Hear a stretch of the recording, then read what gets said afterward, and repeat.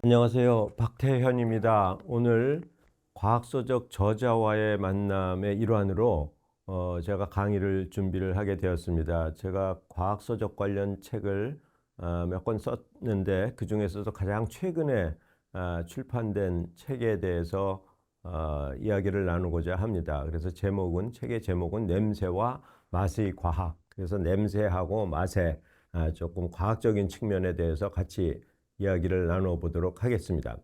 여러분들 우리 일상생활에서 주위에 수많은 냄새를 맡으면서 살아가고 있습니다. 그림에서 보시듯이 꽃향기, 향수, 와인이나 커피 향, 또 음식에서 나는 맛있는 냄새, 일상생활 주위에 굉장히 여러 가지 종류의 냄새가 있죠. 그러면 도대체 이 냄새라는 것의 정체가 무엇인가? 그런 생각을 인간들은 오래전부터 했습니다. 과학이 발달하기 이전에 고대 그리스 철학자들도 냄새에 대해서 생각을 했습니다. 이 고대 그리스 철학자 중에 그 소크라테스 시절 부근에 데모크리토스라는 철학자가 있었는데 이분은 굉장히 흥미롭게도 원자설을 주장을 했는데 세계상 모든 만물이 작은 알갱이로 구성됐다라는 그런 주장을 했습니다. 굉장히 놀라운 생각이죠. 2000년 이상 전에 그런 생각, 분자 이런 것들을 알기도 전에 그런 생각을 했다라는 게 참 놀라운 생각인데 이분이 냄새에 대해서도 한 말씀을 했습니다. 이 향기로운 냄새는 아마도 동글동글한 입자로 만들어졌을 거야. 그리고 아주 이런 기분 나쁜 냄새는 아마도 삐쭉빼쭉하게 모가 난 그런 형태를 가지고 있을 거야 라고 얘기를 했습니다. 그래서 기록에 나오는 것 중에 가장 냄새에 대해서 먼저 생각을 한 그런 기록으로 남아 있습니다. 그 후에 이제 고대 그리스 철학자들도 이제 또 냄새에 대해서 얘기했는데 여러분들 이 그림 잘 아시죠? 라파엘이라는 화가가 그린 아테네 학당이라는 그림인데 여기 이제 고대 그리스 철학자들이 많이 등장을 하는데 그림 맨 중앙에 한 가운데 두 명의 철학자가 걸어 나오고 있습니다. 이쪽 왼쪽은 소크라테스의 제자인 플라톤이고 그 옆은 플라톤의 제자인 아리스토텔레스입니다. 이 두 분도 냄새에 대해서 한 말씀씩 했습니다. 플라톤이 생각하기에 저기 멀리서부터 이렇게 꽃향기가 내 코에 전해져 오는 거를 보면 아마도 냄새는 증기나 가스 형태일 거야. 우리 지금도 그런 생각을 쉽게 할 수 있죠. 그런데 그 플라톤의 제자인 아리스토텔레스는 생각이 좀 달랐습니다. 그 선생님 앞에서 그거 틀렸어요. 이런 얘기는 안 하지만 딴 데 가서는 우리 선생님은 저게 증기나 가스라고 그렇게 얘기를 하시는데 그럴 리가 없어. 왜 그러냐면 물고기들도 물속에서 냄새를 맡고 먹이를 찾아가는 거를 보면은 그게 가스나 증기일 리가 없어. 아마도 파동일 거야. 그래서 플라톤은 증기설을 주장을 했고 아리스토텔레스는 파동설을 주장을 했습니다. 이 두 가지 설이 이제 계속 유지가 되고 서로 이제 어떤 게 맞는지 틀리는지 우리가 판별할 수는 없지만 그런 주장들이 있었습니다.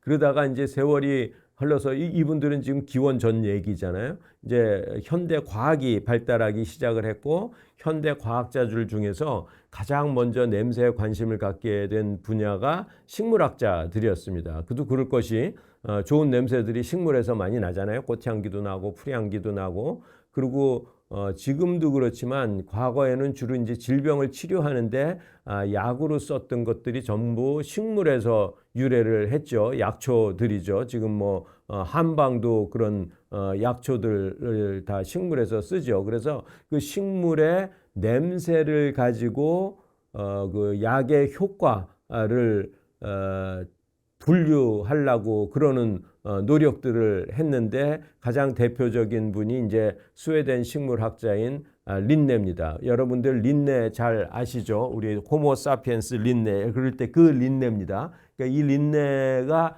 이제 식물 분류학의 아버지라고 부르죠. 근데 이분은 식물만 분류한 게 아니라 이분 특성이 주위에 있는 걸 모든 걸 다 분류하려는 특성이 있었다고 합니다. 주위에 친구도 분류하고 뭐도 분류하고 뭐 친구, 재밌는 친구, 이상한 친구, 좋은 친구, 나쁜 친구, 뭐 하여튼 주위에 있는 것들은 다 분류하려고 그랬고, 하여튼 식물도 잘 분류를 했습니다. 그래서 이제 이분이 그래서 냄새도 분류한 첫 번째 사람이 되겠습니다. 그래서 아까도 말씀드렸지만 이제 약 효능에 따라서 냄새를 한 6가지, 7가지를 이렇게 분류했고, 냄새를 분류한 최초의 사람이 되고, 그 다음에 이제 화학이 발달하면서 화학자들이 자연스럽게 이제 냄새에 대해서 관심을 갖게 됐습니다. 이 냄새라는 게 어차피 화학 성분이 그 냄새의 원인을 제공하는 거죠.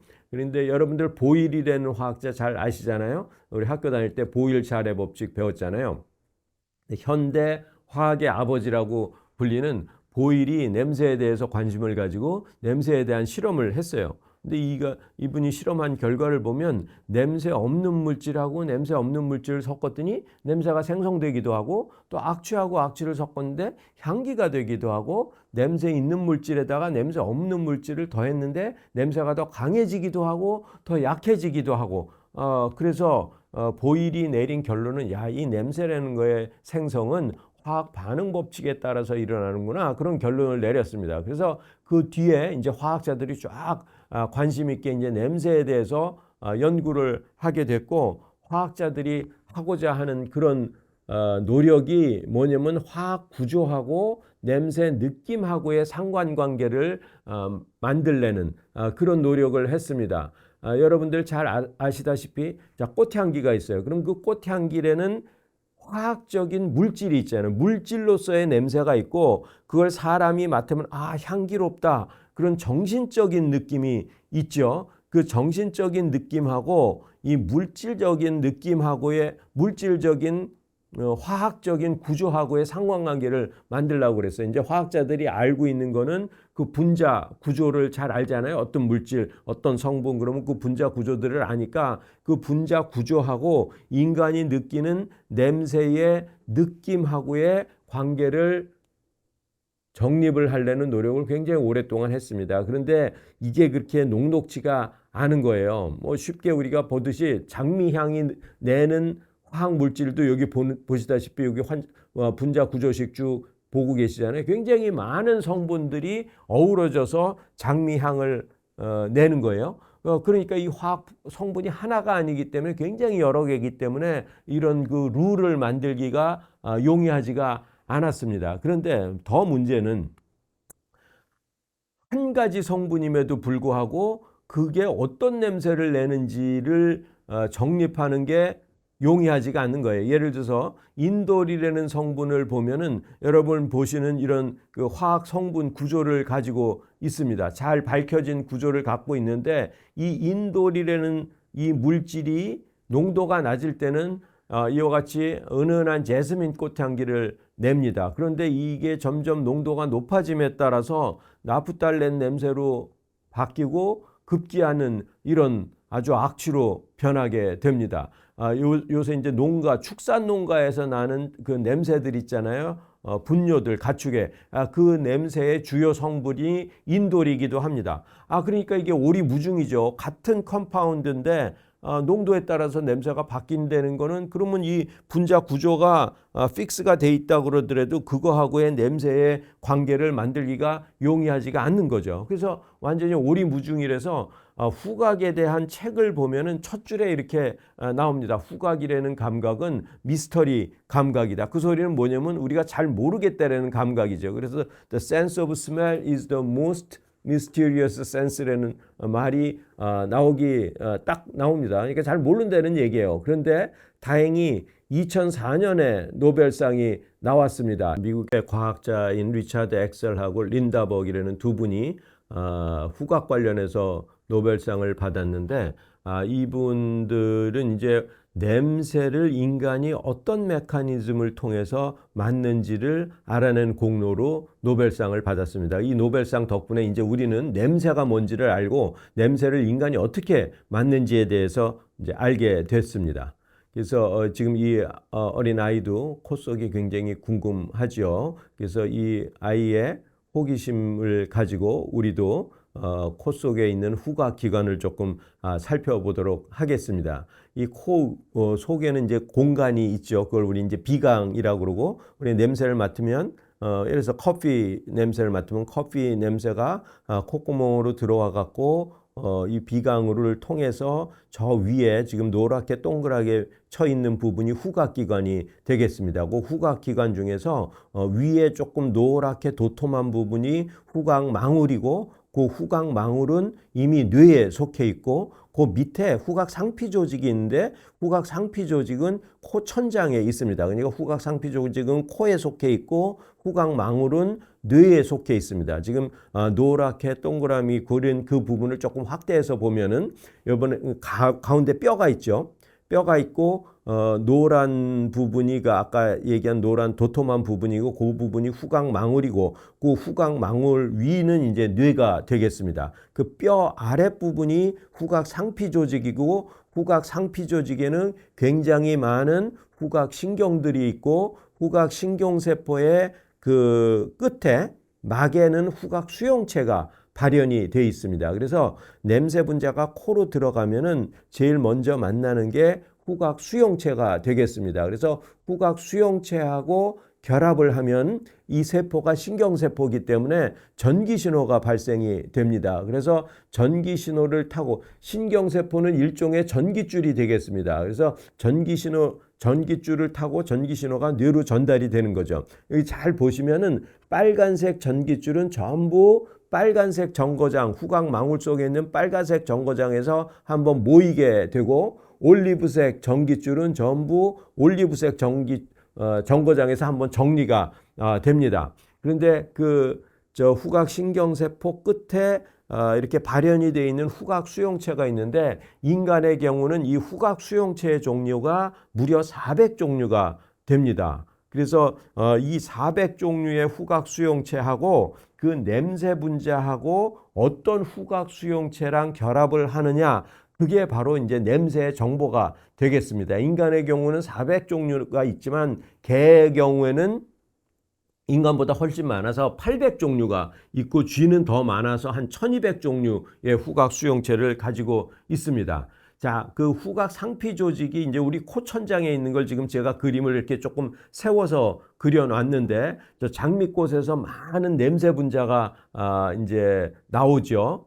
여러 가지 성분이 나오는데, 그게 우리 코 속에 들어와 갖고 그 코 천장에 있는 후각 상피 조직에 저기 제가 모래알 같이 동글동글동글하게 그려놓은 게 후각 수용체입니다. 그 후각 수용체 400종류의 굉장히 많은 종류의 후각 수용체하고 그 냄새 분자가 결합을 하는 거예요. 어떤 수용체하고만 결합을 하는 거죠. 여기서 이제 빨간색 수용체를 제가 표시를 했고, 파란색, 초록색 이렇게 표시를 했는데, 예를 들어서 그 세 가지 종류의 수용체하고만 결합을 한다 그러면 거기에 이제 전기 신호가 발생을 하고, 그 빨간색 전기줄은 전부 이 후각 망울에 있는 저 빨간색 정거장에 모이는 거죠. 그리고 파란색 전기줄은 전부 파란색 정거장에 모이고, 초록색 전기줄은 초록색 정거장에 모여서 저 냄새 분자가 후각 수용체랑 결합을 해서 후각망울에 이제 프로젝션이 되는 거예요. 그 패턴이 만들어지고, 그 후각망울에 만들어진 그 패턴 정보를 뇌가 인식하는 게 이제 냄새라는 걸 비로소 우리가 알게 됐고,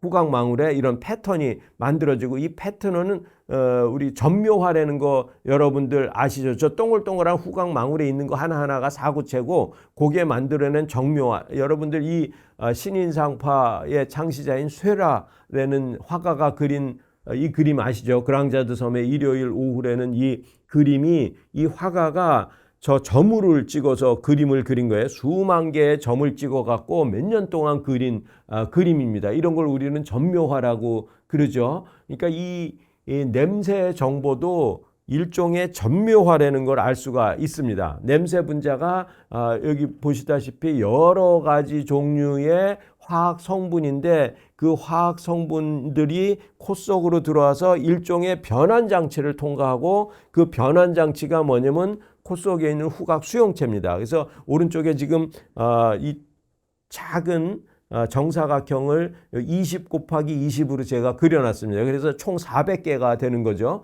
그러니까 400종류의 작은 정사각형들이 있고 그 냄새 분자가 흩뿌려져 갖고 그 작은 정사각형들이 전부 후각 수용체고 그 후각 수용체들 중에 어떤 것들하고 결합을 하면 그 결합된 것들이 패턴을 만들고 마치 우리 QR코드 같은 패턴을 만드는 거죠. 그래서 그 패턴 정보가를 뇌가 인식하는 게 냄새구나 라는 거를 밝혀낸 게 그 노벨상의 공로고 이제 우리는 전 냄새를 화학적으로 분석하는 게 아니라 그 화학 분자들은 변환 장치를 한번 통과함으로써 패턴 정보를 만들어내고 그 패턴 정보가 냄새 정보구나 라는 걸 이제 우리는 압니다. 그러니까 화학 분자를 아무리 분석해봤자 냄새 정보를 알 수가 없어요. 그러니까 아까 우리 그 인돌도 이제 이해가 되는 거죠. 인돌이라는 컴파운드 그것만 가지고는 냄새를 알 수가 없고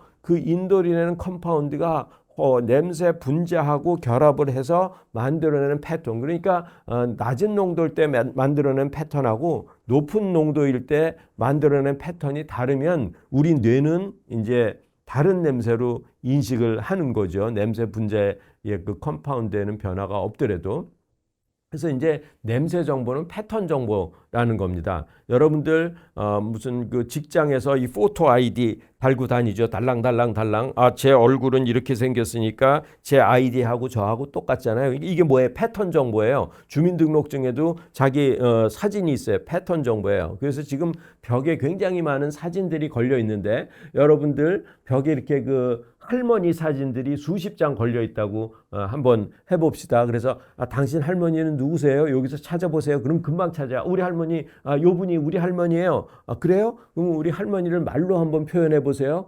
그러면 다른 할머니하고의 차이점을 말로 표현하기가 굉장히 힘들어요. 그러니까 패턴이라는 정보는 말로 표현하기가 굉장히 힘들어요. 자, 보세요. 우리 할머니 맞아요. 그렇게 보여줄 수는 있지만 그래서 냄새도 패턴 정보이기 때문에 말로 표현할 수가 없어요. 그래서 냄새를 표현하는 형용사가 없어요. 뭐 예를 들어서 뭐 구수한 냄새 그러지만 그게 무슨 냄새, 누룽지 냄새인지 된장국 냄새인지 알 수가 없고 뭐 향기로운 냄새 그렇더라도 이게 장미꽃 냄새인지 백합꽃 냄새인지 알 수가 없는 거죠. 그래서 이제 명사를 빌려 갖고 장미꽃 냄새 무슨 뭐 커피 향 뭐 이렇게뿐이 할 수 없는 그런 상황이 되겠습니다. 그래서 냄새라는 건 패턴 정보인 거예요. 자, 다음으로 이제 맛이라는 게 무엇인가? 우리 냄새에 대해서 알아봤는데 맛이라는 게 무엇인가에 대해서 조금 과학적인 접근을 해보도록 하겠습니다. 우리 뭐 음식을 많이 먹으니까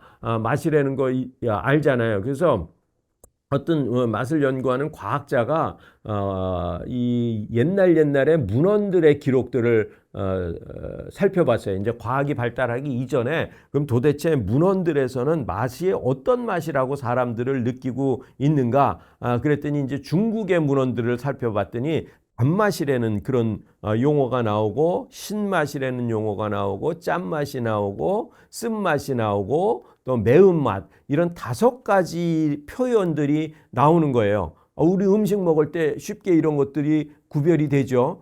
그래서 이 중국 고대 문헌뿐만 아니라 또 이제 문명도 발달하고 음식도 발달한 인도와 그리스의 문헌들도 찾아봤더니 그 5가지 단맛, 신맛, 짠맛, 쓴맛, 매운맛 5가지는 공통적으로 나오고 거기에 추가적으로 또 떫은 맛도 나오는 거예요. 그러니까 사람들이 감정으로 느끼는 맛은 한 이런 6가지 정도의 맛이 대표적인 맛이구나라는 거를 우리가 알 수 있었어요. 그런데 현대 과학이 인정하는 기본적인 맛은 이거하고 달라요. 아까 얘기한 그 위에 과학이 발달하기 이전에 문헌의 기록에서 나오는 맛 중에 4개의 맛은 인정이 돼요. 단맛, 신맛, 짠맛, 쓴맛. 그런데 매운맛하고 떫은 맛은 맛으로 인정이 안 돼요. 여러분들 잘 아시다시피 매운맛은 맛이 아니라 통각이라는 거 들어서는 알고 계시잖아요. 그래서 하여튼 매운맛하고 떫은 맛은 맛의 카테고리에 들지는 못하고 대신에 감칠맛이라는 거, 우마미. 여러분들 왠지 라면 스프만 집어넣으면 맛있는 거예요. 조미료만 치면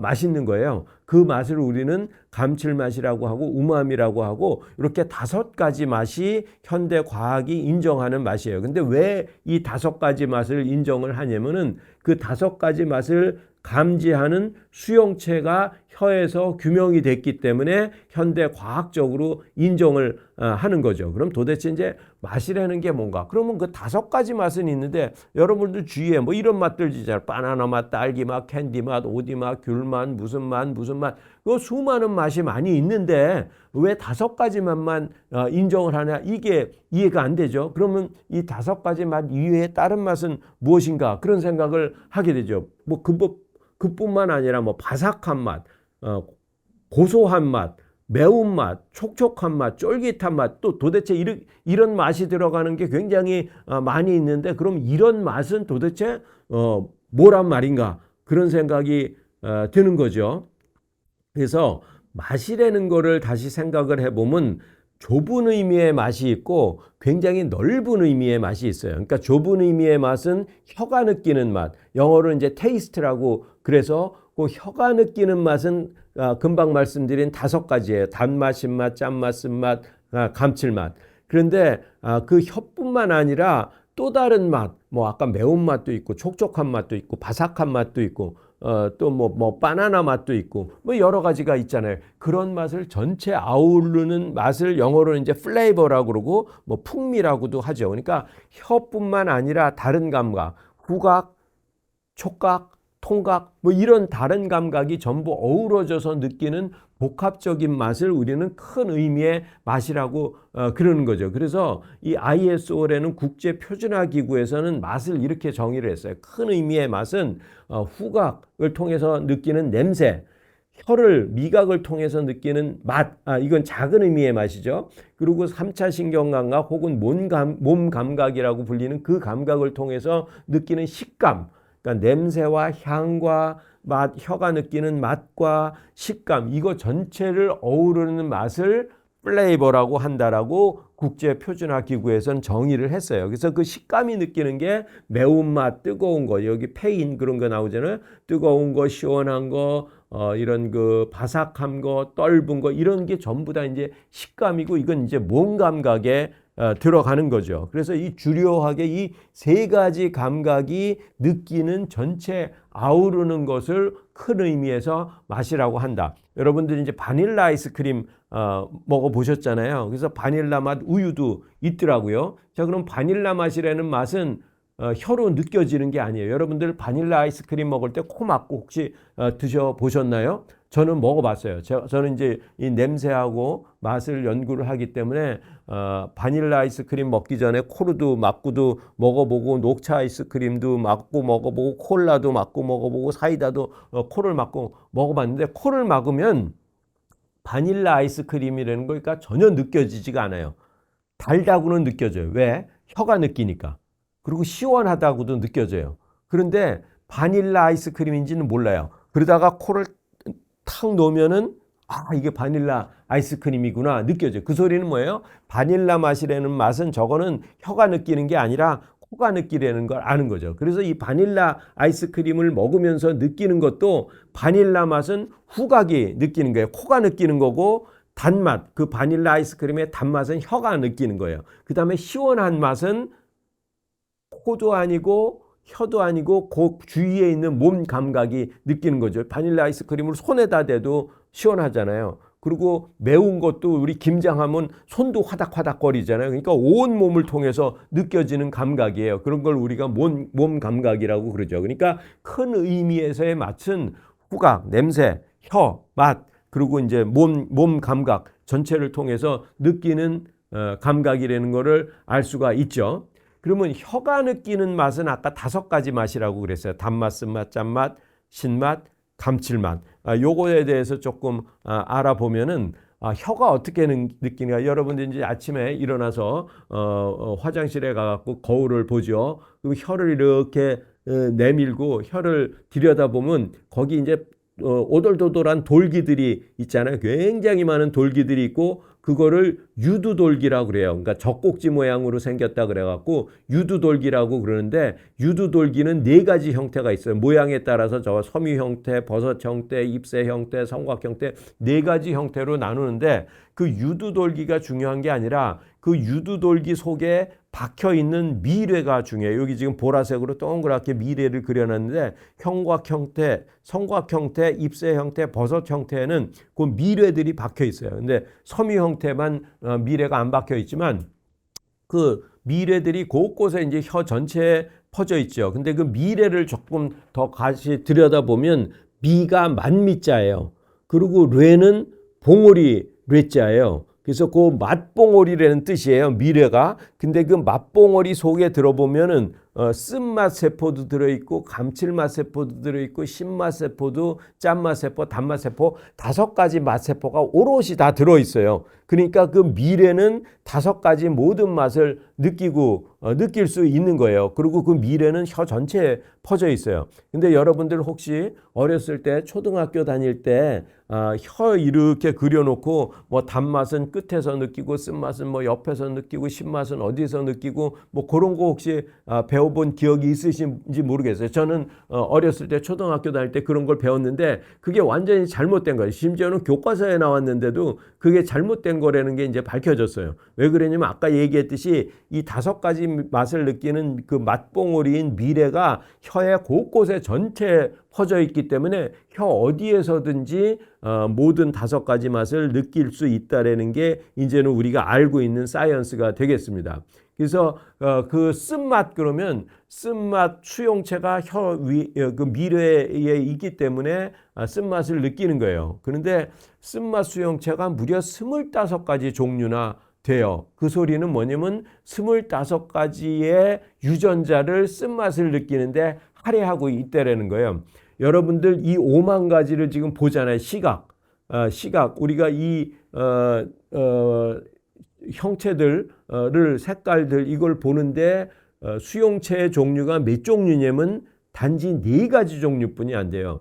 4가지의 수용체를 사용을 해서, 즉 4가지 종류의 유전자를 할애해서 4가지 종류의 광수용체를 만들고, 그 광수용체를 가지고 이 천지 만물을 다 보는 거예요. 하나는 명암을 보는 거고, 하나는 RGB, 레드, 그린, 블루, 우리 삼원색이라는 거 알잖아요. 그 3가지의 종류의 수용체를 가지고 이 세상 만물을 보는데, 고작 4가지 종류의 수용체를 사용을 하는데, 그걸 보는데, 근데 쓴맛 하나 맞는데 25가지 종류의 수용체를 사용을 하는 거예요. 굉장히 많은 유전자원을 할애를 하는 거예요. 왜 그러겠어요? 쓴맛이 중요하니까. 그러니까 우리는 지금 문명사회에서 사니까 엄마가 먹으라는 것만 먹고 사니까 안전하지만, 아기가 어렸을 때. 근데 야생동물들은 엄마가 이거 먹어라 저거 먹어라 안 그래요. 그러니까 독소 집어먹으면 죽어요. 그러니까 주로 이제 쓴 것들이 독소를 나타내는 거니까, 쓴맛 느끼면 빨리 뱉어야 되니까 굉장히 많은 유전자원을 할애를 하는 거예요. 거기에 비해서 코는 아까 400종류, 눈이 4개 가지고 보는데 코는 400종류를 가지고 냄새를 맡아요. 그러니까 눈보다 코가 더 중요했다는 거죠, 과거에는. 그러니까 이 수중생물이 육지로 올라오기 전에는 눈도 안 보여요. 바닷속 깊은 데서 빛도 안 들어와요. 그러니까 눈보다, 시각보다 냄새 맡고 먹이 찾아가야지 되니까 후각이 훨씬 중요했던 거죠. 근데 이제 문명사회에 오면서 이제 후각은 점점 퇴화되고 시각이 이렇게 직립보행을 하면서 시각이 더 중요해졌죠. 코는 땅에서 떨어지고 눈은 멀리서 보니까. 근데 하여튼 쓴맛 하나 맞는데 25종류나 할애하죠. 근데 쓴맛은 태생적으로 싫어해요. 어린애들은 쓴맛 다 싫어해요. 근데 나이가 들면서 쌉쌀한 커피도 좋아하고 쌉쌀한 맥주도 좋아하고, 그래서 이건 문화적으로 길들여져서 적응된 맛이라고 우리는 해석을 하고 있어요. 자, 단맛은 다 좋아하죠. 어린애들도 단맛을 좋아해요.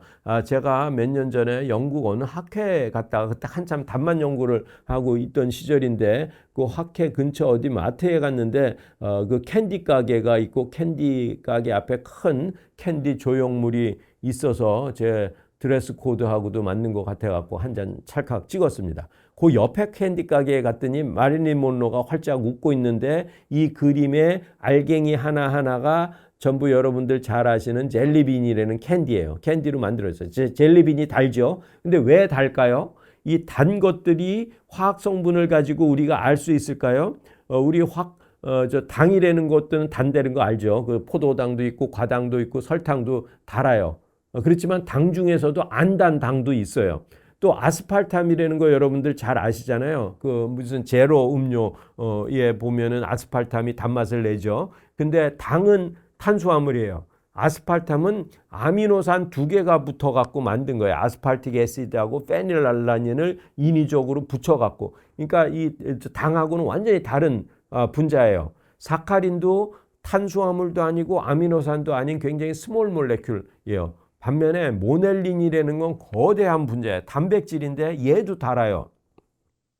거기 지금 제가 가로 속에 써놓은 숫자가 분자량이에요. 모넬린은 10,000도 넘어요. 포도당은 180분이 안 돼요. 그러니까 분자 크기도 완전히 다르고 분자 모양도 완전히 다른데 얘네들이 전부 단맛을 내는 거예요. 그러니까 도대체 분자 구조를 아무리 들여다봐도 얘가 왜 단맛을 내는지 알 수가 없어요.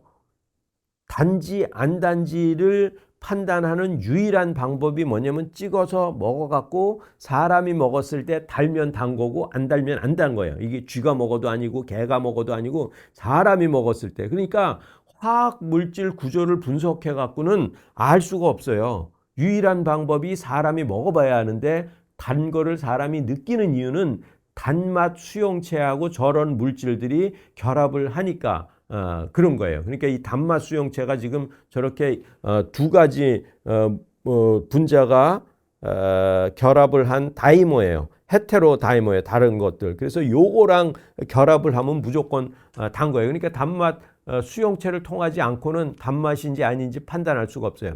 우마미도 거의 비슷해요. 이 2가지 수용체가 한 조가 돼 갖고 작용을 하는데 저런 그 조미료 MSG 모노소딘 글루타메이트라는 조미료가 거기를 반응을 하기 때문에 거기만 자극을 하면 뇌가 부단히 좋은 거예요. 아 맛있다고 느끼는 거죠. 그러니까 이런 수용체를 통하지 않고는 맛을 느낄 수가 없는 거죠. 그런데 이제 혀는 그런데 여러분들 아까 제가 잠시 얘기했지만 사이다하고 콜라를 눈을 감고 2개를 놓고 코를 막고 한번 마셔보세요. 저는 마셔봤어요.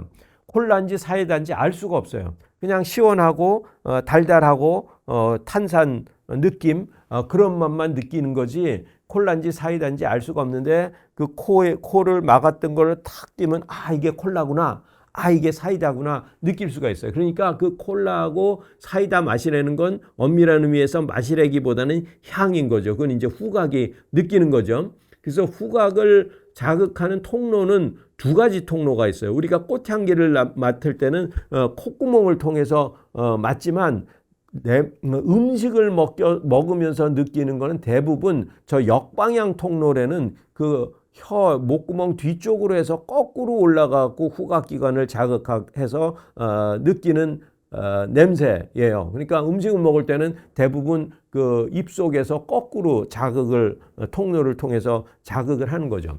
근데 흥미롭게도 인간하고 개하고를 비교를 해보면은 그 위에 그 비강하고 이 혀 있는 입하고 가로지르는 뼈가 있어요. 뼈가 있는데 인간의 경우는 그 뼈가 굉장히 퇴화해서 짧아요. 그래서 쉽게 냄새를 맡을 수 있어요. 반면에 저 개를 보면은 그 가운데 있는 뼈가 굉장히 길어요. 그러니까 개는 이게 킁킁대고 냄새는 잘 맡지만 음식을 먹을 때 그 오묘한 냄새를 즐기지는 못할 것 같아요. 인간은 음식을 먹으면서 그 오묘한 냄새, 특히 뭐 무슨 뭐 청국장이 맛있다든지 된장찌개가 맛있다든지 뭐 이런 치즈가 맛있다든지 이런 것들이 전부 어떻게 해요? 이 콧구멍을 통해서 느끼는 거라기보다는 먹을 때 거꾸로 올라오는 거죠. 그러니까 인간은 이런 생활, 식문화 이걸 엄청나게 이제 인조이를 하고 있는 거죠. 오늘도 이제 여러분들 맛집 찾아다니면서 점심 식사도 하고 그러실 것 같은데 그런 거를 이제 즐기는 거죠. 그래서 이제 뭐 말씀드리는 걸 정리를 하면은 음식을 먹으면서 느끼는 맛이라는 거는 향, 후각이 향을 느끼고 미각이 맛을 느끼고 또 몸 감각이 식감을 느끼고 이런 감각들이 다 아우러져 갖고 우리가 즐거운 식생활을 하고 있다라는 것을 말씀드리면서 여러분들 즐거운 식생활 하기를 바람하지 않습니다. 이상으로 제 말씀은 마치도록 하겠습니다. 경청해 주셔서 감사합니다.